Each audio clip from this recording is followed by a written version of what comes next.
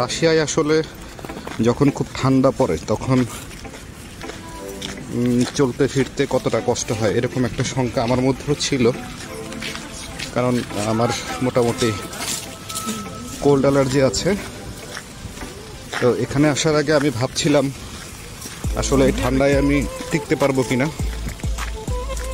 তো আজকে যেই তাপমাত্রা, এই ভিডিও যখন করছি তখন মোটামুটি -19, এবং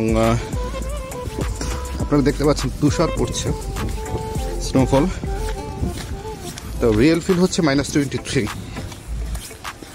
আমি মোটামুটি কাপড় পরে বেরিয়েছি।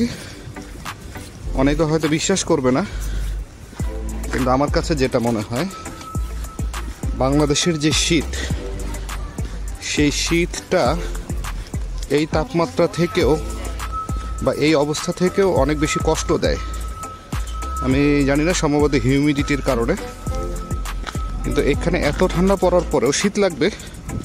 আপনি পর্যাপ্ত পোশাক পরলে কষ্ট হবে না, এটা বলা যায়। পর্যাপ্ত পোশাক পরে যদি বের হন, বাংলাদেশে যেরকম শীত আসলেই ঠান্ডা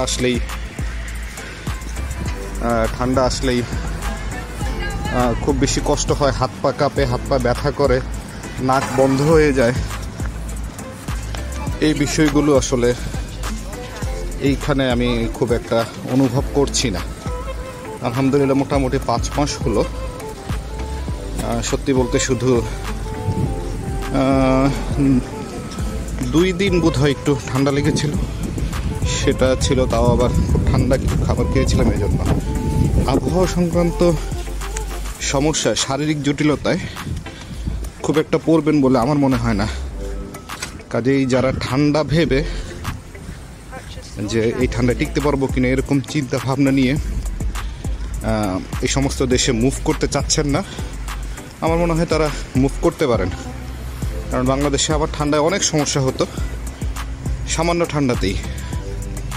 এখানে আলহামদুলিল্লাহ এমন কিছুই আমি এখন পর্যন্ত বোধ করছি না। আমার কাছে মনে হচ্ছে বেশ কমফোর্টেবল, অন্তত বাংলাদেশের শীতের চেয়ে। সবাই ভালো থাকেন, চলে আসুন বা ঘুরে বেড়ান বিশ্বের বিভিন্ন প্রান্তে, সেটা ঠান্ডা হোক কিংবা গরম। আল্লাহ হাফেজ।